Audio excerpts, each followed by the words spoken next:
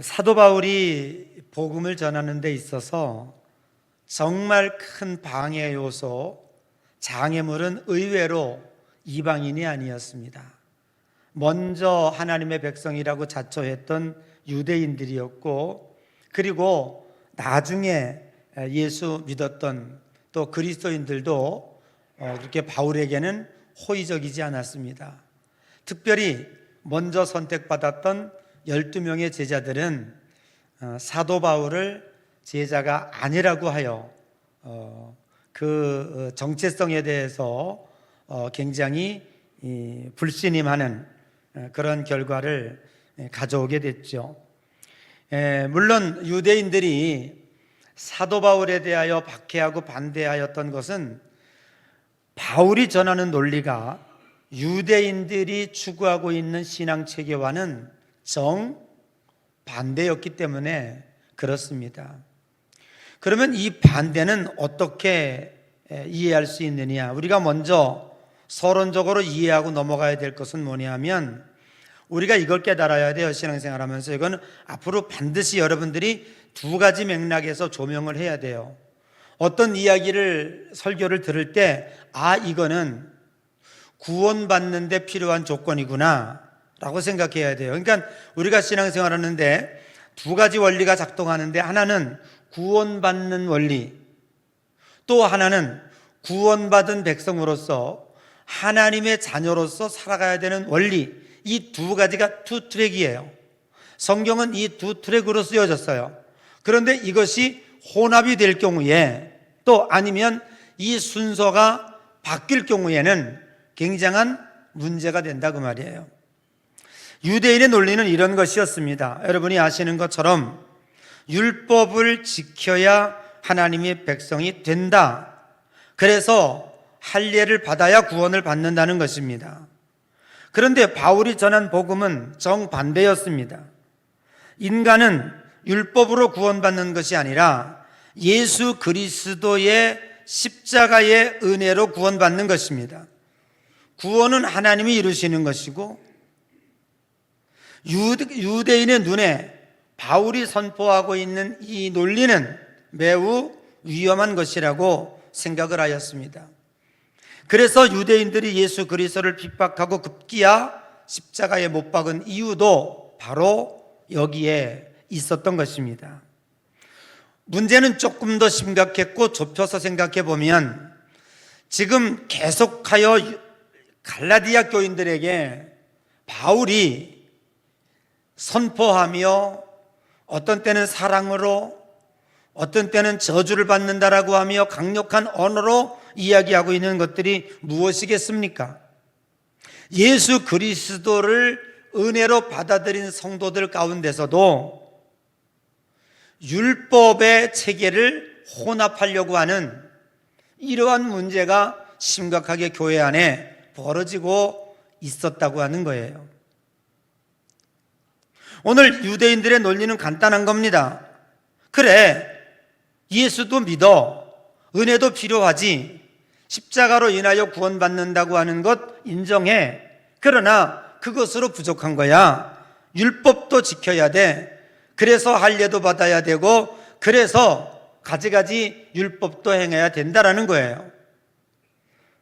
그런데 바울은 뭡니까? 십자가만으로 족한 거예요. 우리가 구원받는 데 있어서 예수 외에 다른 것을 첨가하거나 다른 것을 더할 이유가 없다고 하는 것입니다. 그래서 바울은 율법과 복음은 절대로 공존할 수 없다. 그 공존할 수 없는 이유가 무엇인가에 대하여 오늘 우리는 세 가지로 나누어서 생각을 해보려고 하는 거예요. 첫 번째로 우리가 생각해야 될 것은 뭐냐면 아주 굉장히 중요한 겁니다. 여러분들이 신앙생활 하면서 이것만큼은 명쾌하게 정리해야 돼요. 율법은 구원의 조건이 아니라 구원받은 자의 순종이어야 하는 거예요. 우리가 예수 그리스도를 믿는 하나님의 백성들이 매우 착각하고 있는 겁니다. 유대인들이 착각하고 있는 것처럼 오늘날 신앙생활하는 성도들도 매우 이 문제에 대하여 혼선을 빚고 있습니다. 구원받은 자, 하나님의 백성된 자들이 어떻게 말씀에 순종하여 살아야 되는가라고 하는 것과, 그리고 우리들이 구원을 이루는데 어떤 이유에서 구원을 받아야 되는 것과는 매우 다른 것입니다. 여러분 한번 생각해 보시죠. 이스라엘 역사를 한번 살펴보면 하나님께서 430년간 종살이하는 이스라엘 백성들을 모세를 보내어 구원하려고 했습니다. 그래서 모세가 자기 힘으로 바로를 굴복시키려고 했는데 그것은 절대로 불가능한 일이었습니다. 그래서 하나님께서 10가지 재앙을 내리고 그 백성들을 구출해 낸 거예요. 그리고 홍해를 건넜죠. 광야에 왔어요. 광야 40년 생활을 하면서 이제 하나님의 백성으로 이들을 이끌어 가야 된다 하는 것 때문에 하나님은 모세를 어디로 불러요? 시내산으로 부르죠. 그리고 그들에게 어마어마한 법을 내리십니다. 전 세계적으로 모세가 율법 그 10계명을 받을 때에 전 세계 어느 민족도 그냥 관례에 따라 자기들이 전통적으로 내려오는 법도는 있었지만 이렇게 글로 쓰여진 성문법, 즉 오늘날 여러분들이 지키고 있는 우리나라의 헌법 같은 것들이 없었어요. 여러분, 법은 왜 있습니까? 헌법이라고 하는 것은 왜 존재합니까? 최소한 대한민국 백성이라면 이 정도는 지켜야 된다고 하는 것을 거기다가 기록해 놓은 거예요. 그대로 하지 아니할 때에 벌을 가하는 거죠. 그러니까 오늘 우리들이 분명히 생각해야 될 건 뭐냐면, 자, 명심해 보세요. 이스라엘 백성들이 이 법을 잘 지켰기 때문에 야, 너희들 이뻐, 너희들 훌륭해, 그래서 애굽에서 구해냈나요? 그렇지 않죠. 하나님의 은총과 은혜로 강력한 의지로 구출해내서 이제 너희들은 내가 구해낸 백성이니까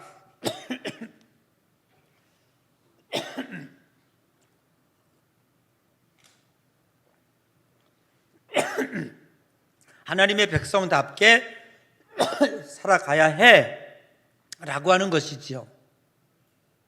자, 이스라엘 백성들이 애굽에서 나와서 이제 오늘날 이집트지요. 홍해를 건너요. 홍해는 어디입니까?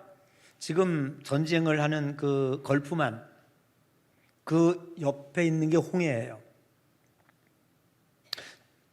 바로가 그냥 마음대로 부려먹을 수 있는 노예 200만 명을 풀어주고 나니까 너무 억울한 거예요. 그래서 수십만 명의 군대를 보내서 다시 잡아오라고 명령을 내렸어요. 뒤에는 말발자국들이 들려오나 200만 명이라고 하는 백성들이 딱 도착했는데 첫 번째 도달한 게 홍해예요. 이거 어떡합니까? 앞으로 가자니 홍해가 있고 뒤로 가자니 애굽 군대가 지금 잡아러 와요. 하나님께서 모세에게 지팡이를 던져서 물을 가르시죠. 그런데 거기를 건너요. 누가? 200만 명이. 여러분, 구리시 인구가 20만이에요 20만 명이 한강을 도하한다고 생각해봐. 몇 분이나 걸리겠어요? 어마어마한 시간이 걸리겠죠. 길을 내고 아마 그 길뿐만 아니라 강동대교 건너가라, 20만 명 건너가라, 그래도 많은 시간이 걸릴, 거기 빠져나가는데 굉장한 시간이 걸릴 거예요. 그러면 이거보다 10배야 200만 명 정도 되는 백성들이, 거기는 어린아이도 있을 것이고 노인도 있을 것이고 장애인도 있을 것이고 다 있을 것이에요. 그러면 맨 앞에 선두에 섰던 백성들이 그 갈라진 홍해를 바닥으로 건너와서 언덕에 서요. 그러면 내 백성들이 쭉 올라오지요. 뒤에 누가 따라와요? 애굽 군대가 따라오는 거예요. 거기서 이 사람들은 놀라는 거죠. 마지막 어린아이, 노인, 장애인까지 다 건너올 때까지 물이 그대로 서 있어요. 그런데 그 뒤를 따라서 말 말고 다 애굽 군대들이 쳐들어와서 막 잡을 정도까지 와서 그 물로 들어와서 잡으러 들어와요. 그때 마지막 당신의 백성들 한 명까지 올라오건 홍해를 건너고 난 다음에 물이 닫혀요. 이걸 누가 봐요? 이스라엘 백성들이 지켜보고 있는 거예요. 자, 정상인이라면 무엇을 깨닫게 될까요? 이거 뭐지? 똑같은 사람인데 저들은 왜 물속에서 죽고 우리 200만 명이라 우리는 왜 한 명도 안 죽이시지? 이건 무엇입니까? 여기에서 하나님은 우리들에게 이야기해 주고 있는 것이 있는 거예요. 너희들은 달라. 내가 지켜. 아멘. 하나님이 지키신다는 거예요. 그래서 너희들은 하나님이 애굽에서 너희들을 구해냈기 때문에 이제부터 너희들은 세상 사람들이 다 지켜보고 있는 거예요. 복받은 백성으로 살아가야 돼. 그러기 위해서는 430년 동안 노예 생활로 아무렇게나 살았던 법도 절도 없던 이들에게 최초로 주었던 게 십계명이라고요. 오늘 법률학자들이 그런 얘기를 해요. 여러분 이따만한 육범전설을 가지고 외우고 뭐 고시를 보는데 사실은 이거 다 합쳐놓으면 십계명이에요. 십계명만 잘 지키면 아무 문제가 없는 거예요. 이 정도로 완벽한 계명을 주시지요. 그리고 난 다음에 제사법을 주시고 너희는 하나님의 백성들이기 때문에 이렇게 제사를 해야 되고, 그리고 너희들은 달라. 내가 인도한 사랑하는 백성들이기 때문에 건강하게 살아야 돼. 그래서 주신 것이 음식 먹는 걸 주신 거예요. 무엇 먹어야 되고 무엇 안 먹어야 되는 거예요. 그래서 굽 갈라진 거 먹지 말아라. 날지 않는 짐승 먹지 말아라. 되새김질하는 거 먹지 말아라. 뭐 이런 걸 쭉 해주잖아요. 비늘 없는 거 먹지 말아라. 오늘날도 사실은 그대로만 하면은 건강해요. 지금 먹지 말라고 하는 것들도 우리가 많이 먹는데 사실은 안 먹을 필요는 없어요. 그런데 그거를 주야장창 먹으면은요 콜레스테롤이 많아져서 치명적으로 건강에 문제가 생겨요. 심각하지요? 자, 이런 문제들을 다 기록을 해서 하나님의 백성들을 건강하게 아름답게 살기 위해서 법을 준 거예요.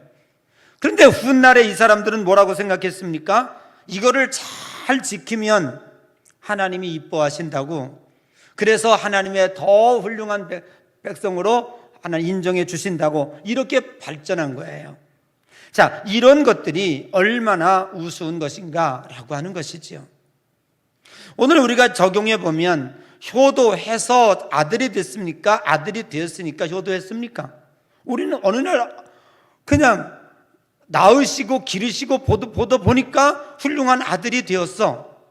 그래서 그 은혜가 감사해서 부모님께 효도하는 거야. 내가 부모님께 뭘 사드림으로 말미암아 아들이 아들다워지는 건 아니에요. 이미 아들이 됐어. 아멘. 그런데 오늘날 많은 교회가, 많은 강단에서 선포하는 것들이 이것을 악용하여 혼선을 빚고 있는 거예요. 모든 설교들이 다, 그리고 모든 교인들이 이 함정에 빠져 있는 거예요. 그러면 여러분, 성경에 이런 얘기가 있습니다. 마태복음 25장에 보면 이제 하나님이 심판을 하시는데 양염소를 갈라요. 거기서 나타나는 특징이 뭐냐면 염소 편에 간 사람들이 이렇게 항변합니다. 하나님, 내가 왜 염소가 편에 가야 됩니까? 나는 왜 천당에 가지 못하는 쪽으로 가야 됩니까? 하나님, 나 모르십니까? 내가 세상에 있을 때 병도 고치고 봉사도 하고 뭣도 하고 하나님 다 하시지 않습니까? 라고 말해요. 그랬더니 하나님께서 너희들이 이미 행한 것은 받을 상을 받았느니라 라고 해서 넘겨버려요. 그런데 양편에 온 사람들은 똑같이 특징이 이렇게 얘기해요. 하나님, 나 같은 죄인이 어떻게 하나님 나라 갈 수 있습니까? 내가 양편에 속하다니요, 정말 놀라운 일입니다. 이렇게 고백을 해요. 자, 여기에 무슨 차이가 있는 거예요? 여기 무슨 차이가 있는 거예요? 은혜가 작동했는가, 율법이 작동했는가, 공적이 작동했는가, 아니면 하나님의 사랑이 작동했는가이에요. 오늘 우리는 하나님의 백성이 되는 자격은 오직 은혜예요. 그러면 그 은혜 받은 성도들이 이 세상에 살아가면서 하나님의 백성으로 살아가야 된다고 하는 것은 그건 또 다른 문제라고 하는 것이죠. 오늘 이 갈라디아 교인들은 이것을 혼돈을 벌이고 있기 때문에 이 바울은 끝없이 지적을 하고 있는 거예요. 오늘 종교인들에게 치명적인, 그리고 하나님께서 가장 싫어하는, 우리가 경계해야 될 것이 뭔지 아십니까? 그것은 바로 셀프 라이트니스예요. 자기의입니다. 이건 정말로 종교인에게 아주 무서운 것이고 절대적으로 해서는 안 되는 겁니다. 로마서 10장 3절에 이런 말씀이 있습니다. 그들이 하나님의 의의를 모르고 자기 의의를 세우려고 힘써 하나님의 의의에 복종하지 아니하였느니라 라고 말하고 있는 거예요. 셀프 라이트니스에 빠져 있는, 자기 의의에, 이런 종교인 자기 의의에 빠져 있는 사람은 다른 사람을 정죄하고 판단합니다. 이건 종교인의 아주 무서운 병입니다. 누가복음 18장 11절에 바리새인들이 이렇게 기도해요. 예수님께서 바리새인들을 책망했죠. 뭐라고요? 독사의 자식들이라고요? 회칠한 무덤 같다고요? 예수님께서 공생애를 시작할 때 제일 먼저 타겟이 바리새인들이었어요. 바리새인들의 신앙을 척결하는 거였어요. 그런데 이들은요, 종교적인 열심이 대단한 사람들이었어요. 근데 어떻게 기도했냐면 누가복음 18장 11절에 이렇게 기도하고, 그대로 원문대로 읽어드릴게요. 나는 다른 사람들과 같지 아니함을 감사하나이다. 하나님, 이 말 속에 뭐가 들어있어요? 다른 사람들은 다 율법도 안 지키고 못도 범하고 못도 범하는데 나만큼은 잘 지켰다, 이 말이에요. 하나님, 그러니까 내 기도 들어주셔야지요 라고 하는 거예요. 예수님은 이 자세가 매우 잘못되었다라는 거죠. 거기에서 다른 사람을 판단하고 넌 나보다 못해, 난 너보다 나아, 난 너보다 의인이야 이렇게 생각하는 거죠. 그리고 그 마음속에는 교만한 마음이 싹트게 됩니다. 여러분, 교만한 마음에는 하나님이 계실 수 없습니다. 성경은 교만은 패망의 선봉이라고 말씀하고 있습니다. 이 교만한 사람에게는 예수 그리스도의 십자가가 절대로 필요하지 않다고 하는 사실입니다. 그리하여 율법과 그리스도는, 율법과 복음은 절대로 함께 갈 수가 없는 것입니다. 오늘 본문 2장의 2절에서 4절에 이런 말씀이 있습니다. 너희가 할례를 받으면 그리스도께서 너희에게 아무 유익이 없느니라. 이 말씀은 매우 충격적인 말입니다. 바울은 왜 이렇게 강하게 말했을까요? 이유는 분명합니다. 복음과 율법은 구원의 근거가 전혀 다르기 때문에 그렇습니다. 율법의 논리는 내가 지켜서 의롭게 된다는 논리입니다. 그러나 복음의 논리는 예수께서 이루셔서 내가 의롭게 된다라고 하는 것입니다. 제가 이 설교를 똑같은 곳에서 한 번 한 적이 있어요. 그때 피드백을 이렇게 받았습니다. 목사님, 오늘 설교는 매우 이해가 되는데 너무 은혜를 강조하다 보니까 율법이 무시된 것 같아요 라고 말하는 거예요. 한쪽을 강조하다가 보면 한쪽을 무시한 것처럼 보이지만 절대로 그렇지가 않습니다. 그래서 예수님께서는 내가 이 세상에 온 것은 율법을 폐하러 온 것이 아니라 완성하러 왔다고 얘기했습니다. 오늘 신앙생활에 두 바퀴가 굴러가야지요. 자전거도 두 바퀴가 돼야 돼, 오토바이도 두 바퀴, 최소한입니다. 여러분, 우리가 기독교인이 되기 위해서는 최소한 두 바퀴 있어요. 그래야 안정적인 거예요. 그럼 우리 기독교인들이 하나님 앞에 안정적인 신앙생활을 하려면 이 두 바퀴가 형성이 돼야 되는데, 하나는 구원의 바퀴요, 하나는 구원받은 이후에 우리의 삶의 바퀴인 거예요. 그럼 뭐냐? 내가 구원받는 데는 은혜가 필요한 거예요. 이게 먼저입니다. 아멘. 이 바퀴가 형성이 됐어요. 그 다음에 또 하나 바퀴가 뒤따라와야 돼. 이건 뭐예요? 구원받은 백성이 하나님이 우리에게 주신 말씀과 율법과 계명을 어떻게 지켜나가야 되는가라고 하는 거예요. 이 두 가지 바퀴가 같이 굴러가야 되는 것이죠. 그러니까 같이 병행해야 되는 것인데, 구원받는 데 있어서는 절대로 이 두 가지는 함께 작동해서는 안 된다고 하는 것입니다. 그렇기 때문에 율법은 인간이 구원을 이루는 구원이고, 복음은 하나님이 이루는 구원인 것입니다. 여기서 우리는 중요한 질문 하나를 해야 합니다. 인간이 이루는 구원이 얼마나 완전할 수 있을까라고 하는 것이지요. 인간은 연약하고 죄성 있는 존재입니다. 인간은 절대로 인간이 하는 것에 대하여 완전할 수가 없다고 하는 것을 성경은 우리들에게 이야기하고 있습니다. 왜입니까? 인간은 타락한 이후 원죄와 그 본성이 악하기 때문에 그렇습니다. 로마서 3장 23절에 모든 사람이 죄를 범하였음에 하나님의 영광에 이르지 못한다고 말씀하고 있습니다. 지금도 세계 곳곳에 전쟁이 일어나고 있죠. 정말로 전쟁 너무너무 심각합니다. 제가 센터에 늘 갈 때마다 필리핀은요, 여러분 대한민국 감사해야 돼요. 기름값이, 디젤 값이 300% 올랐어요. 50페소 하던 게 140페소, 그렇게 간 3배. 제가 얼마 전에 차에 기름을 넣고 왔는데 100, 200 내려갔는데도 200%예요. 그러니까 5만 원어치를 넣으면 한 눈금밖에 안 가요. 옛날에는 5만 원어치 넣으면 거의 갔어요. 거의 끝까지 갔어요. 기름값이 비싸니까 왜 그렇게 빨리 달아요? 너무너무 빨리 다는 거예요. 어떤 명분에서든지 이 전쟁을 하는 것은요, 정말 나쁜 짓이잖아요. 그런데 전쟁하는 사람들 얘기 들어보면요, 전부 자기가 의야, 자기가 옳은 일을 한다는 거예요. 이래서 평화가 온다는 거예요. 그럼 결론적으로 뭘 얘기하고 있는 것입니까? 이 세상에 사람들이 통치하고 사람들이 왕이 되어 만드는 것들이 과연 얼마나 온전한가? 그 평화가 얼마나 오래 지속되는 것인가? 우리는 과연 이런 인간들에게 나의 운명을 맡길 수 있을 것인가? 그렇지 않다는 것이에요. 그래서 우리는 왜 하나님이 나의 주인 되길 바랍니까? 하나님이 세우시는 나라만이 완전합니다. 하나님이 이끌어 가시는 것만이 온전하다는 것입니다. 그렇기 때문에 우리는 하나님께 우리를 맡기는 거예요. 그리고 하나님의 통치를 받는 거예요. 하나님이 세우시는 그 나라를 사모하고 우리는 그 나라를 바라보고 있는 것입니다. 그래서 바울은 아주 정말로 오늘 중요한 기절 하나를 말씀하고 있는데, 그게 뭐냐? 갈라디아서 5장 6절입니다. 한번 읽어볼까요?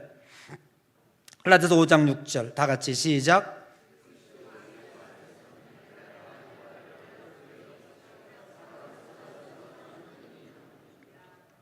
여러분, 전 세계적으로 가장 쉬운 문자예요. 우리 한글이 표현하는 방법이 너무너무 많아서 그 표현 방법이 어렵지만, 단순하게 배운다면 아마 정말 소리 나는 대로 쓰고 소리 나는 대로 이게 과학적으로 만들어진 이 글자가 세계 최고예요. 최고예요. 그런 글자로 이 한 문장을 썼지만 여기에는요, 어마어마한 진리가 담겨 있습니다. 할례나 무할례나 효력이 없으되 오직 뭐예요? 사랑으로 역사하는 믿음. 이게 도대체 뭡니까? 여러분 그냥 읽어서 아멘 하지만 아멘 했지만 이 속에 뭐가 들어있는지 잘 모르죠? 중요한 겁니다.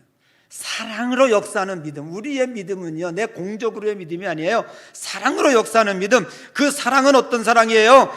하나밖에 없는 독생자 외아들을 너희들의 힘으로는 도저히 구원받을 수 없어서, 이런 얘기죠. 자, 내가 물속에 가다가 연못에 빠졌어요. 연못이나 바다에 빠졌어요.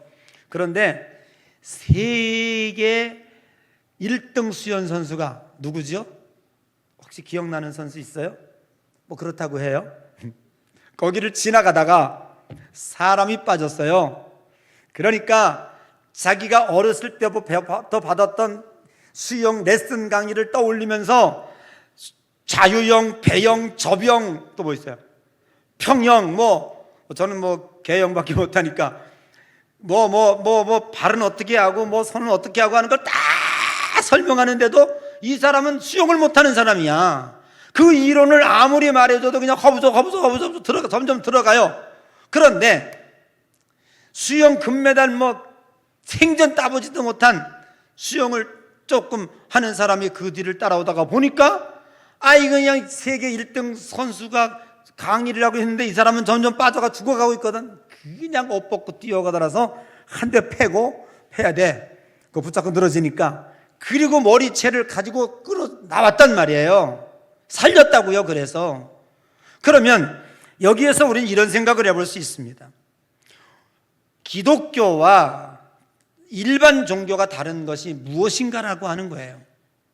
이 세상에 존재하고 있는 불교나 유교나 무슨 다른 공자나 맹자나 전부 하는 소리가 다 좋지요. 다 좋은 얘기하고 있어요. 그렇지만 그들이 우리를 위해서 죽진 않았다고요. 가르침은 좋아요.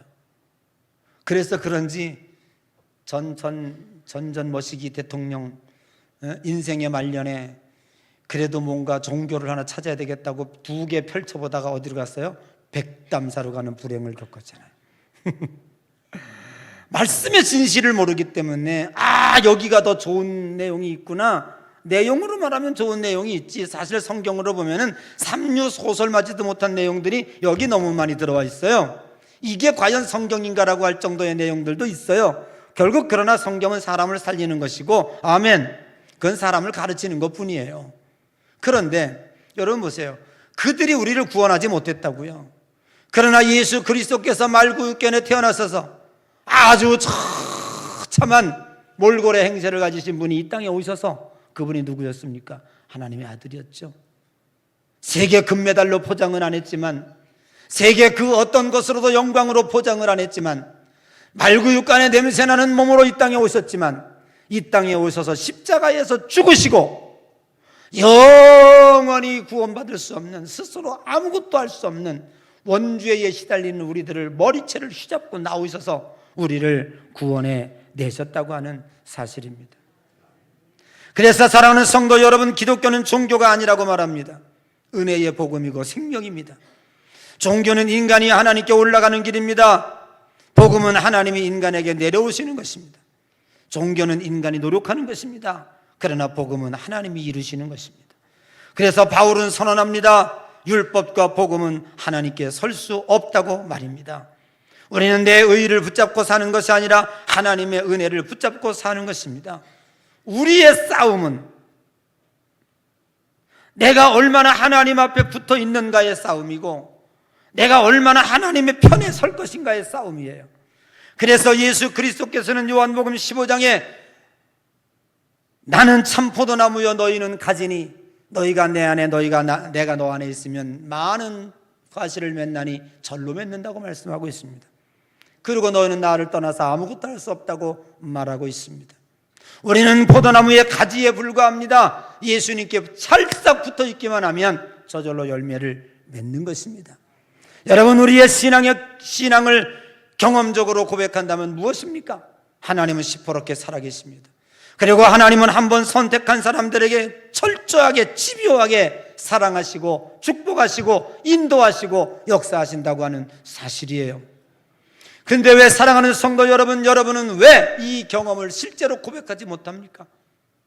예배당에 올 때만 내가 하나님 앞에 붙어 있는 것 같아요. 마음적으로 말입니다.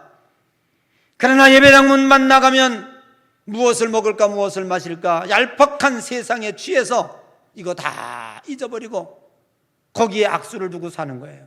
하나님은 그렇게 하지 않습니다. 여러분, 하나님의 세미한 음성을 들으십시오. 하나님의 성령이 역사하시는 세미한 진동을 가슴에 느끼시고 그 말씀으로 따라가십시오.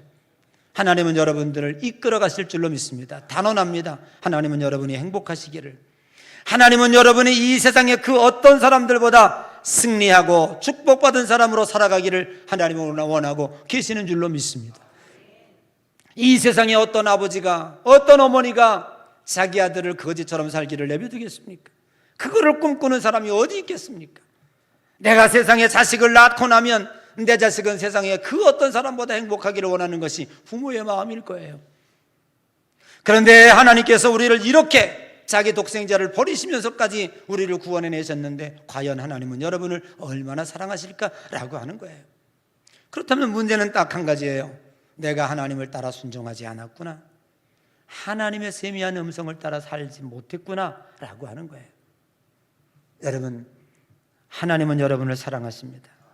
다른 종교는 인간이 신을 찾아가는 것이지만 기독교는 신이 찾아오시는 거라고요. 다른 종교는 인간의 공적을 강조하지만 기독교는 하나님의 은혜를 강조한다고요. 다른 종교는 규칙이나 계명을 중요시하지만 기독교는 하나님과의 관계를 중요시한다고요. 여러분, 내가 하나님과 붙어 있는가?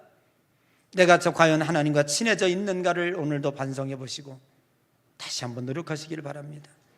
하나님은 생명나무입니다. 하나님은 철저하게 우리를 이끌어 가시고 성령을 통해서 역사하시는 줄로 믿습니다. 오늘 예수 그리스도의 은혜의 십자가가 여러분에게 사랑으로 역사하는 삶이 되시기를 주님의 이름으로 축복합니다. 기독교 신앙이라고 하는 것은 매일매일 이 하나님의 은혜를 믿음으로 고백하는 것입니다. 오늘 여러분들이 교회 왔다가 그냥 가면 안 돼요. 오늘 이 고백을 하고 돌아가는 거예요. 그럴 때 하나님이 기뻐하시고 너는 내 자녀라 인쳐주시고 그리고 우리의 삶을 개입하셔서 이끌어가시고 축복하시는 줄로 믿습니다.